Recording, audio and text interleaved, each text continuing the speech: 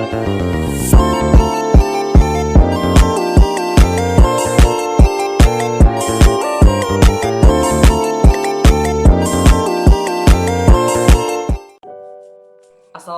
warahmatullahi wabarakatuh.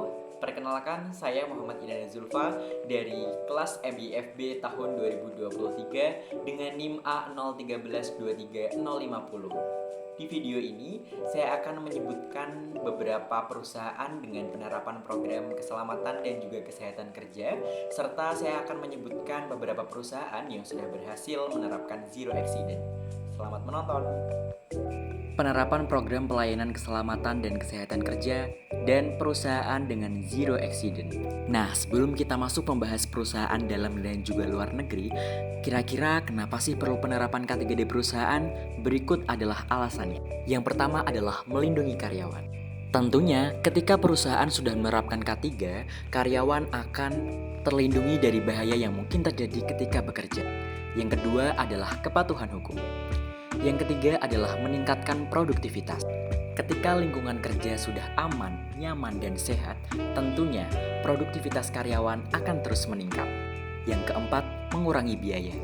Jika suatu perusahaan minim adanya kecelakaan kerja, maka itu akan mengurangi biaya untuk perawatan seperti biaya medis dan juga kompensasi. Yang kelima adalah membangun reputasi perusahaan. Karena perusahaan yang peduli terhadap K3 cenderung memiliki reputasi yang baik di mata karyawan, pelanggan, serta masyarakat umum. Dan saya mengambil salah satu perusahaan yang ada di Indonesia yaitu PT Indokon Raya pada proyek pembangunan Gedung Asanka Yogyakarta. Disclaimer teman-teman bahwa perusahaan ini itu bergerak di bidang konstruksi bangunan. Dalam memastikan keselamatan dan juga kesehatan kerja, PT Indokon Raya menerapkan yang pertama, yaitu penerapan dan implementasi K3 di perusahaan termasuk pengawasan K3 oleh supervisor K3. Lalu yang kedua, penggunaan alat pelindung diri yang diwajibkan oleh seluruh karyawan dengan standar nasional Indonesia.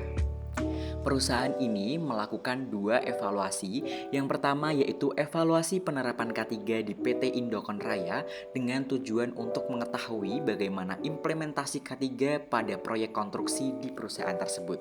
Dan evaluasi yang kedua adalah mengenai kinerja K3 di PT tersebut dengan membandingkan kinerja K3 di perusahaan dengan standar manajemen K3 yang sudah ditetapkan oleh Kementerian Tenaga Kerja dan Transmigrasi. Dan untuk perusahaan luar negerinya, saya mengambil dari PT X di Timor Leste, yang dimana perusahaan ini juga sama-sama bergerak di bidang konstruksi. Namun sayangnya, dari 7 proyek, hanya ada 2 proyek saja yang sudah menerapkan K3 sesuai dengan standarnya. Dan perusahaan ini sudah menerapkan upaya untuk meminimalisir adanya kecelakaan kerja. Yang pertama yaitu dengan menyediakan tempat untuk menyimpan bahan-bahan yang mudah terbakar. Yang kedua yaitu menyediakan alat pelindung diri atau APD sesuai dengan potensi bahayanya. Dan yang ketiga adalah melakukan pemeliharaan pada alat kerja yang sering digunakan secara berkala. Karena seperti halnya manusia, mesin juga perlu dirawat ya teman-teman. Dan dari kedua perusahaan tadi saya mengevaluasi yang dimana seharusnya perusahaan lebih memperhatikan dan juga memenuhi kebutuhan para pekerja dalam bekerja. Selain itu perusahaan juga perlu memberikan jaminan kerja, memberikan perlindungan kesehatan kerja bagi karyawan, dan juga melakukan pencegahan penyakit akibat kerja serta memberikan pelayanan kesehatan bagi karyawan. Dan menyediakan fasilitas kesehatan untuk karyawan serta jaminan kesehatan. Misalnya, perusahaan memberikan pelayanan untuk karyawannya setiap tahun untuk medical check up secara berkala. Selanjutnya adalah zero accident. Saya mengambil 2 perusahaan dalam negeri yang sudah menerapkan zero accident, yaitu PT Tribakti Inspektama dan juga PT Dua Kelinci. Dan untuk perusahaan dari luar negeri, saya mengambil dari BMBA Construction Service. Dan saya mengambil PT Dua Kelinci dalam mempertahankan zero accident-nya. Apa sih upayanya? Yang pertama yaitu mengikut sertakan tenaga kerjanya dalam BPJS Tenagakerjaan atau yang biasa disebut dengan Jam Sostek. Selain itu juga mewajibkan karyawannya untuk melakukan pekerjaan sesuai dengan SOP.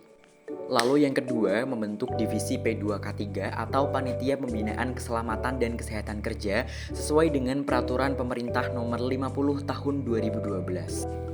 Lalu yang ketiga yaitu memberikan pelatihan berindak aman kepada karyawannya, menyediakan alat-alat pelindung diri, serta memberikan lampu-lampu bahaya di tempat yang rawan bahaya. Dan yang terakhir adalah melakukan pengawasan terhadap K3 pada pekerja yang ada di perusahaan tersebut. Dan dari perusahaan BMBA Construction Service, pengawas lokasi dan bekerja di lokasi tersebut telah berupaya keras untuk melaksanakan semua tindakan atau solusi kesehatan kerja secara menyeluruh di lokasi kerja. Dan ini adalah sertifikat yang sudah diraih oleh perusahaan. Yang pertama itu adalah sertifikat dari PT Tribakti Inspektama dan yang kedua dari BMBA Construction Service. Dan inilah sumber yang menjadi acuan saya dalam mengerjakan video ini. Terima kasih sudah menonton. Wassalamualaikum warahmatullahi wabarakatuh.